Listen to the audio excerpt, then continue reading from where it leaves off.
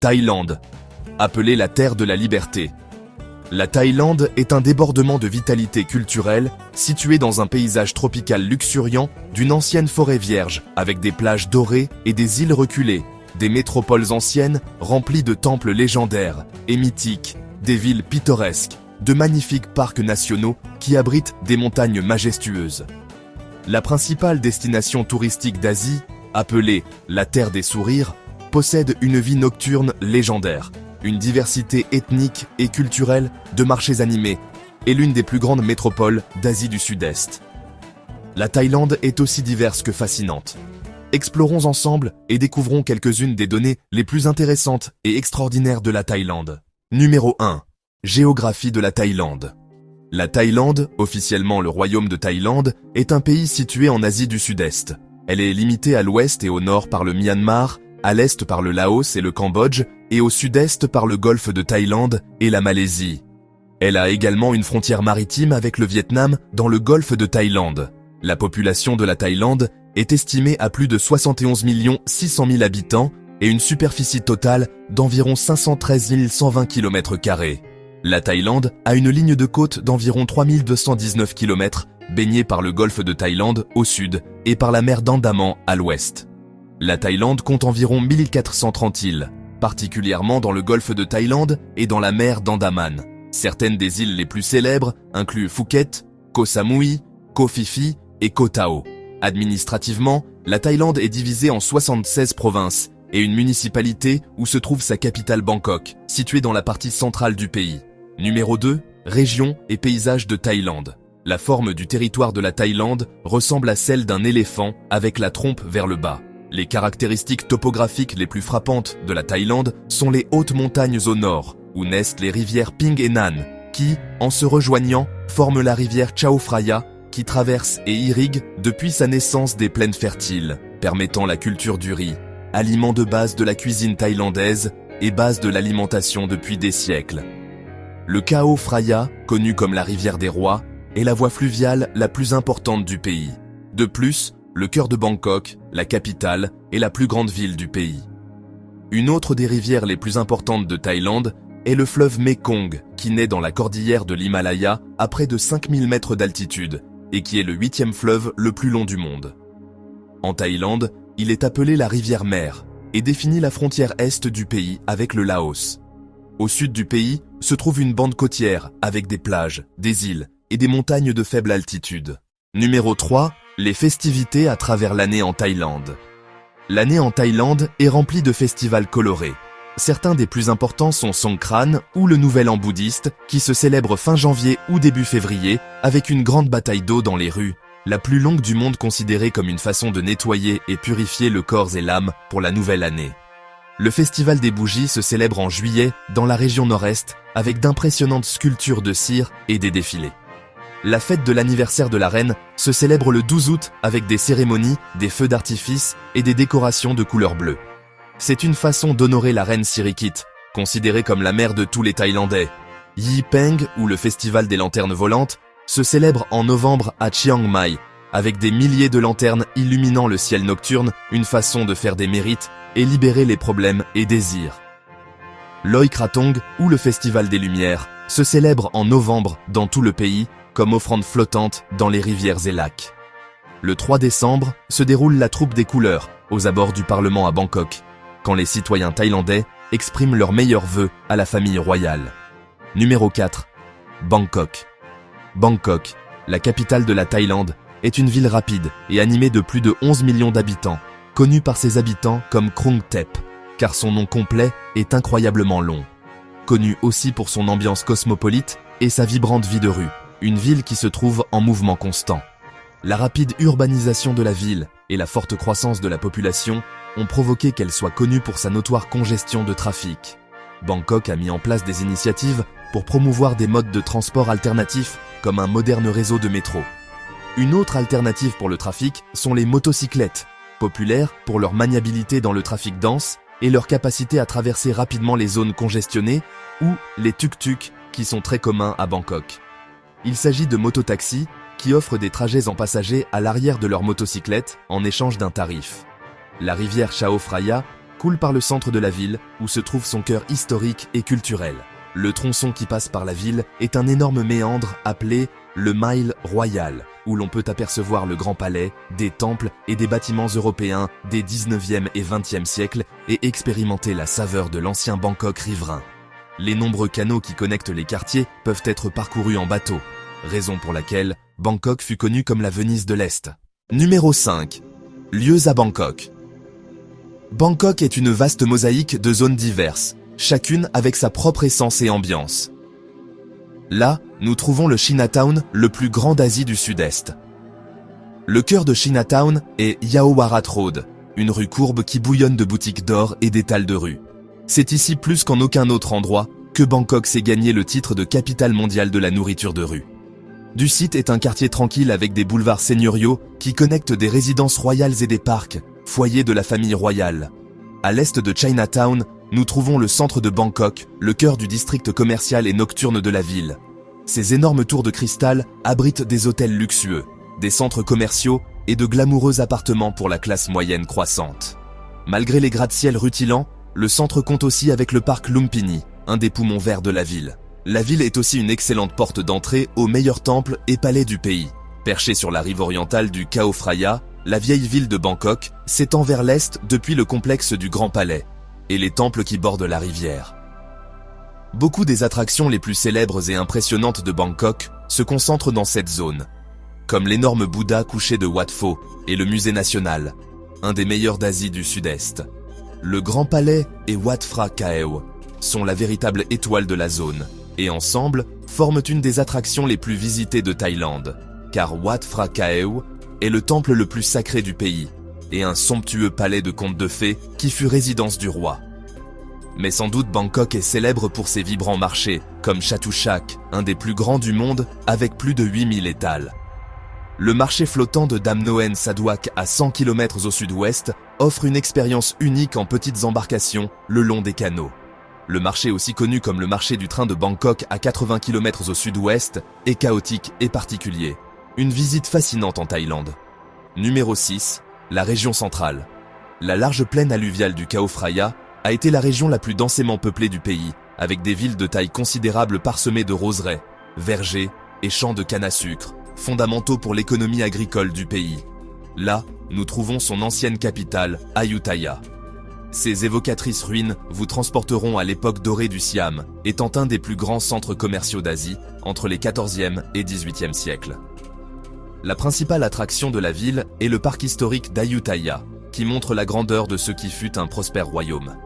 Le parc abrite de nombreux temples, palais et statues et est un patrimoine de l'humanité. Nous trouvons aussi le complexe de Wat Mahathat, qui fut un jour le temple le plus grandiose et important d'Ayutthaya. Il abrite 3 impressionnants chedis ou stupas qui étaient utilisés pour garder les cendres des rois d'Ayutthaya. Numéro 7. L'art en Thaïlande. Avec de nombreuses influences culturelles de toute l'Asie, les riches traditions artistiques et artisanales de la Thaïlande sont souvent l'expression la plus visible des innombrables groupes culturels du pays. Parmi ces artisanats les plus connus, nous pouvons mentionner l'art de la laque et la céramique qui s'utilisent pour faire de la vaisselle, des lampes et des statues. Un autre artisanat typiquement thaïlandais est la sculpture ornementale en bois ainsi que les textiles. Le glamour de la soie thaïlandaise est reconnu dans le monde entier. La Thaïlande est aussi célèbre pour la production de bijoux et pierres précieuses, étant importante sur le marché international. Mais les Thaïlandais ont su combiner une vive imagination et un magnifique sens de l'esthétique pour produire quelques-uns des arts du spectacle les plus fascinants d'Asie. Les drames thaïlandais, par exemple, avec leurs costumes élaborés et colorés et leurs mouvements gracieux et charmants, se comptent parmi les formes de danse les plus éblouissantes et stylistiquement défiants du monde. Numéro 8. La diversité ethnique en Thaïlande. Le pays tire son nom de l'ethnie majoritaire, les Thaïs, qui constituent environ 90% de la population du pays. Mais il existe une myriade de groupes ethniques minoritaires, plus de 60. La minorité ethnique la plus visible du pays sont les Chinois, dont l'influence s'apprécie souvent dans les grandes villes et dans l'extravagant Nouvel An chinois.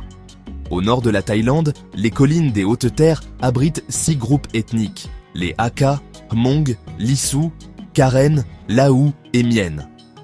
Au sud, Près de la frontière avec la Malaisie, nous trouvons les Malais thaïlandais qui sont musulmans. Le nord-est de la Thaïlande est le foyer des Isan, ethnie dont la majorité parle la langue Lao. Cette diversité s'étend aux 62 langues qu'on estime parler dans le pays, bien que 85% de la population parle thaïlandais, connu comme siamois. D'ailleurs, le thaïlandais est considéré comme une des langues les plus difficiles à apprendre au monde. Numéro 9. Comment s'est originée la Thaïlande? L'histoire de la Thaïlande est longue et complexe. En résumé, elle commence avec la migration des peuples Thaï Kadai du sud de la Chine vers l'Asie du Sud-Est au Xe siècle après Jigsaw. Ces immigrants interagirent avec des royaumes existants dans la région, comme le royaume de Dvaravati, un royaume mon et bouddhiste établi au centre de la Thaïlande, ou l'Empire Khmer, un royaume d'origine cambodgienne. Avec le temps, les immigrants thaïs formèrent de petites cités-États et au XIIIe siècle établirent les premiers royaumes thaïs comme le royaume Lana avec siège à Chiang Mai et qui prospéra jusqu'au XVIe siècle, Sukhothai, originé dans la région centrale du pays et considéré comme le point de départ pour l'identité thaïlandaise, et le royaume d'Ayutthaya, qui se convertit en le puissant royaume du Siam, qui dura presque 5 siècles, jusqu'à sa destruction par les Birmans en 1767. Numéro 10. Temple et architecture de Thaïlande. Environ 95% des Thaïlandais sont bouddhistes. Cela fait de la Thaïlande un des pays avec la plus grande proportion de bouddhistes au monde. En Thaïlande, se trouvent plusieurs des sculptures de Bouddha les plus grandes du monde, qui aujourd'hui sont aussi des attractions touristiques. De plus, les touristes sont impressionnés par les plus de 300 000 moines qu'il y a dans le pays. Mais si les sculptures et les moines donnent une couleur caractéristique au pays, l'architecture religieuse le fait encore plus. Il y a environ 40 000 temples en Thaïlande. Chiang Mai, l'ancienne capitale du royaume Lana fondée en l'an 1296, est considérée comme la seconde ville en importance culturelle et publique du pays. Elle est aussi célèbre pour ses nombreux temples, parmi lesquels se distingue le temple doré, ou Wat Phra That Doi Suthep, situé sur une colline qui domine la ville. Numéro 11. Le nord de la Thaïlande. Le nord de la Thaïlande est un lieu avec une géographie qui évoque un paradis tropical avec un paysage montagneux et vert parsemé de cascades, grottes et rivières. Mais le nord du pays n'est pas seulement riche en paysages enchanteurs, mais en histoire et culture, siège d'anciens royaumes thaïs. Royaumes que vous pouvez visiter en arrivant à des lieux comme le parc historique de Sukhothai, déclaré patrimoine de l'humanité par l'UNESCO, ou visiter des villes comme Chiang Rai, la porte d'entrée au Triangle d'Or où se rencontrent la Thaïlande, le Myanmar et le Laos. Et visiter sur place le Wat Rong Khun, un temple blanc et brillant qui semble sorti d'un conte de fées. Numéro 12. Pourquoi s'appelle-t-elle Thaïlande? Depuis le XIIIe siècle jusqu'en 1939, la Thaïlande était connue comme le royaume du Siam. Certains croient que Siam provient du sanskrit et signifie sombre ou brun, en référence aux premiers habitants de la région. Les chats siamois, une des races les plus anciennes du monde, sont originaires de Thaïlande et portent ce nom dû à leur connexion avec l'ancien royaume du Siam. En 1939, les dirigeants thaïlandais changèrent le nom du pays en Thaïlande avec l'objectif de le moderniser et rompre avec l'histoire de l'ère coloniale en Asie du Sud-Est. Thaïlande signifie la terre des libres et souligne sa permanente indépendance de tout pouvoir colonial. Numéro 13. La cuisine et la nourriture thaïlandaise. La nourriture de Thaïlande est une des plus délicieuses et variées du monde.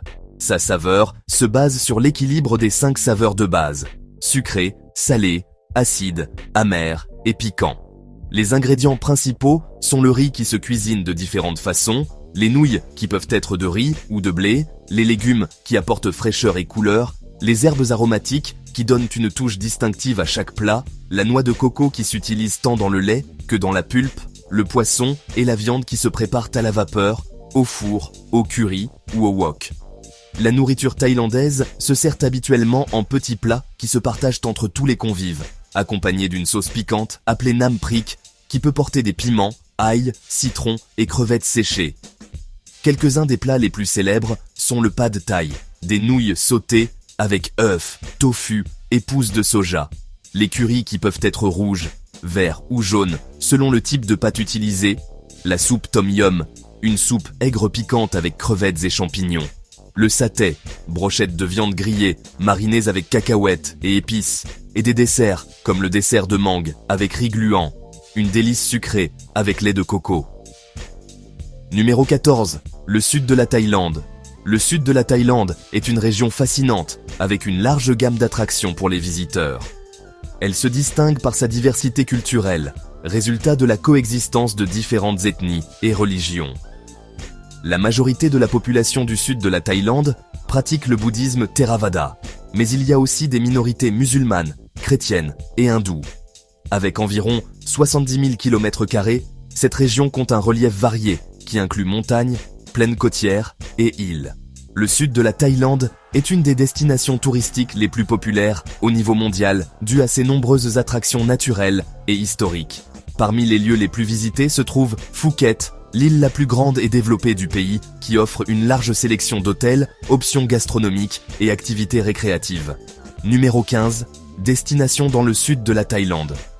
La Thaïlande est connue pour avoir un tourisme bon marché. Les mois les moins chers pour visiter la Thaïlande sont janvier, février, mai et juin.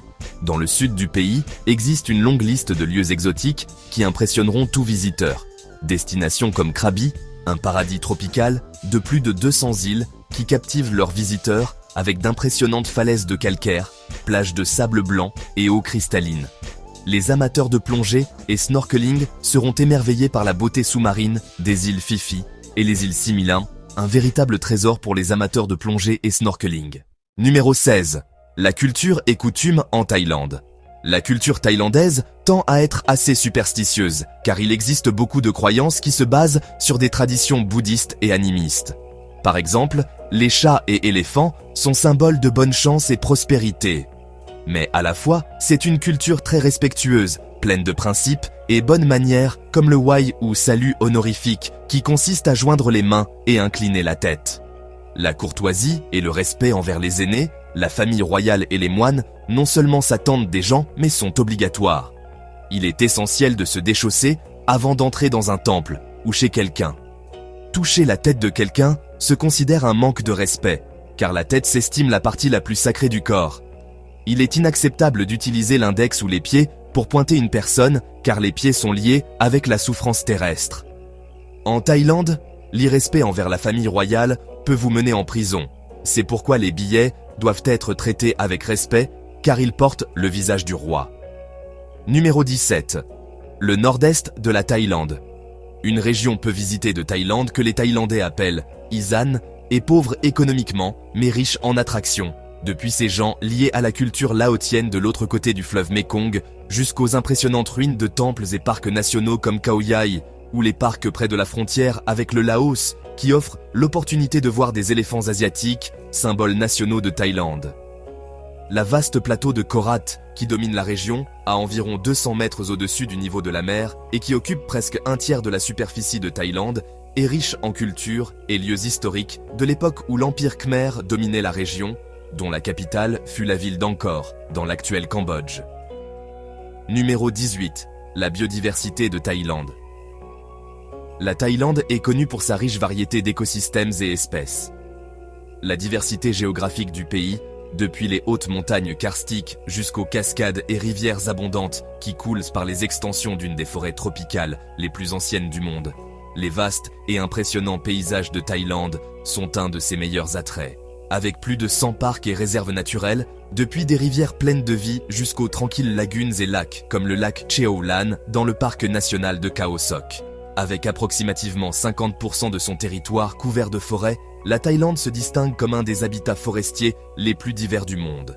Le pays abrite environ 100 000 espèces de plantes, incluant forêts humides, forêts tropicales et mangroves, ce qui contribue à sa riche biodiversité. Quant à la faune, on calcule que la Thaïlande abrite 10% des espèces animales de tout le monde. Numéro 19. L'Est de la Thaïlande. À mesure que le pouvoir khmer déclinait, un grand nombre de personnes d'ethnie thaï s'installèrent sur la côte orientale de Thaïlande et découvrirent l'exubérante campagne, gisements riches en gemmes.